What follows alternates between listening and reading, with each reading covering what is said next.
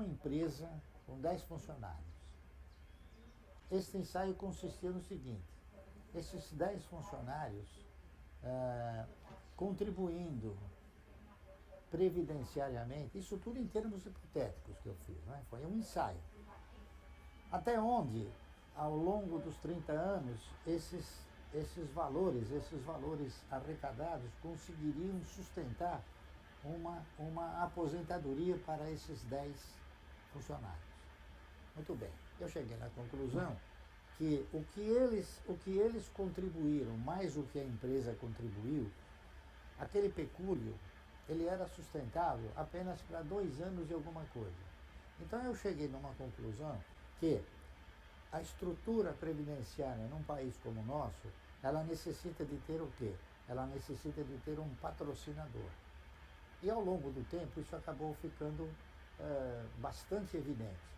Na década de 70, nós tínhamos alguns fundos de previdência privada, todos eles quebraram. Por quê? Porque eles não tinham um patrocinador. Não havia alguém que sustentasse a receita de uma previdência se não tivesse um patrocinador. Tá certo? Por quê? Porque o pecúlio arregimentado, ele era insuficiente.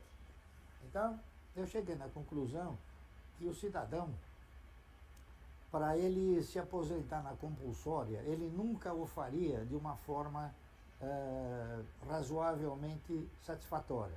Ele sempre o faria na condição de necessitado ou até de indigente. Naquela ocasião, na década de 70, ainda existiam profissionais que se aposentavam como um executivo. Só que ao longo do tempo eles acabaram vivendo e se transformando num indigente. Por quê? Porque a aposentadoria, os valores arrecadados não foram suficientes para manter o nível alcançado num primeiro momento.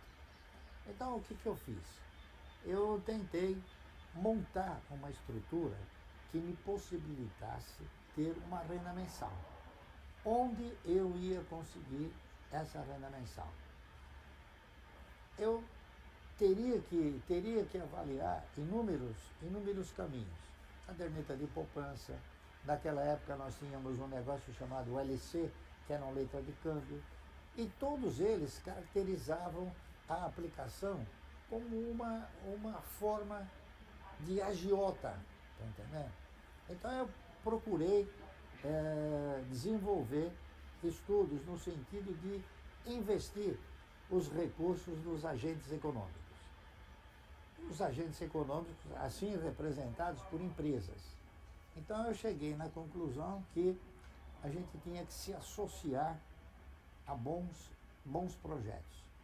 Naquela oportunidade, nós estudávamos a possibilidade de ter um posto de gasolina, a possibilidade de ter um açougue, a possibilidade de ter uma farmácia, mas a gente começou a interpretar o seguinte: por que ter uma farmácia? Não é? Por que não ser sócio de uma estrutura que tenha muitas farmácias?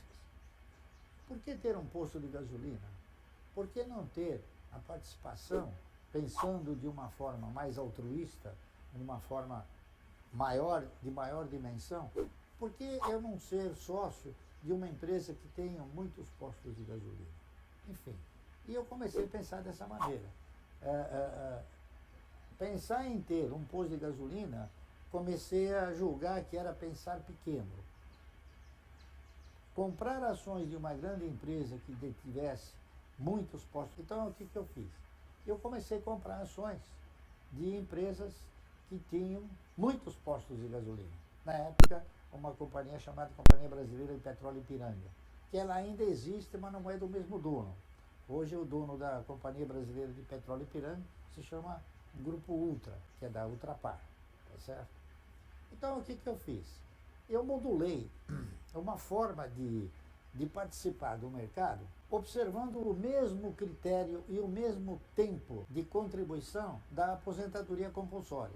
Então eu imaginei o seguinte, eu vou começar a comprar ações de empresa e vou fazê-lo durante 30 anos. E ao longo dos 30 anos eu vou ver o que acontece. Então eu montei um programa que na verdade acabou se transformando num trabalho chamado Ações Garantem o Futuro. Então eu fiz esse trabalho e eu fiz uma seleção das empresas que operavam no mercado na época e a melhor empresa para se comprar dentro de uma retribuição, dentro de um yield, era uma empresa que se chamava Anderson Clayton. A Anderson Clayton era uma empresa da área de alimentos, uma empresa de capital estrangeiro que custava 40 centavos e pagava um dividendo de 60 centavos ao ano. Ou seja, ele dava 13, 14, 15% de retorno para o indivíduo, fora a possibilidade da alavancagem, do preço da ação subir. Então eu fiz um trabalho sobre essa empresa. Esse trabalho ele se chamava Ação e Alimento, duas bases de desenvolvimento. Só que, ao tentar publicar esse trabalho, eu conversei com um dos diretores da Anderson Clayton e ele adorou o trabalho. Só que ele disse para mim o seguinte: Sr. Barça, o senhor sabe quem é o dono da Anderson Clayton? Eu falei, não sei. Eu sei que é uma empresa, eu sei que é de capital estrangeiro.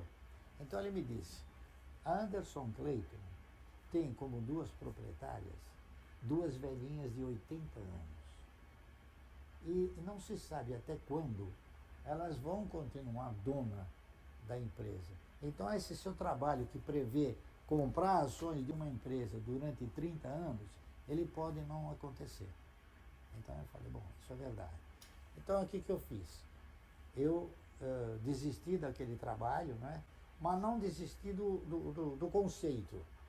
Então eu peguei a segunda empresa que tinha mais condições de suportar um programa de compra de 30 anos. Essa segunda empresa se chamava CESP. Na época ela se chamava Centrais Elétricas de São Paulo, porque ela cuidava exclusivamente de energia hídrica. Ela gerava energia. Era uma empresa de geração de energia. Aí eu fiz um trabalho, né? E eu mudei o nome do trabalho, com o mesmo princípio, ou seja, comprar ações durante 30 anos para ver o que acontecia ao longo de 30 anos. E eu fiz esse trabalho. Só que eu acabei concluindo que o trabalho era um trabalho sobre as ações, e as ações elas estavam lastreadas no quê? Na perspectiva de garantir um futuro. Então o título foi esse, Ações Garantem o Futuro. Então, isso aí é um trabalho que foi editado pela CESP, mas não foi assim editado para ser vendido. Ele foi distribuído pela CESP, todas as pessoas que leram se maravilharam, né? E muitos acabaram seguindo os preceitos do trabalho.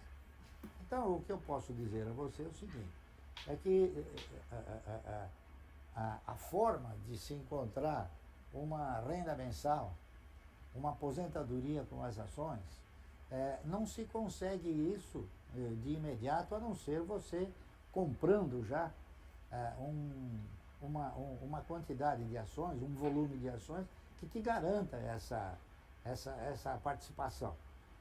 Por quê? Porque o brasileiro ele não é um ser abastado em termos de recursos, não é isso? Então, eu estabeleci esse programa e dentro dessa configuração, dentro desse programa, a pessoa tem a chance de se aposentar. 10 anos depois, e eu segui o programa, né? Eu segui o programa. 10 anos depois, vieram me consultar se aquilo lá havia sido de bom resultado ou não. E realmente eu disse o seguinte, falei, eu já estou aposentado.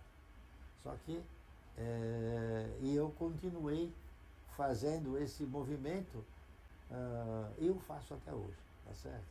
Os recursos que eu tenho, eu compro ações. E as ações, elas garantem o meu futuro. Como o meu presente também, né? Tá certo? É isso aí. Então, respondendo, né, como que se transformou num pequeno livro, né, num manual, e que eu vou tentar, de alguma maneira, reproduzi-lo para que ele possa servir de, de, de, assim, de elemento de consulta, né?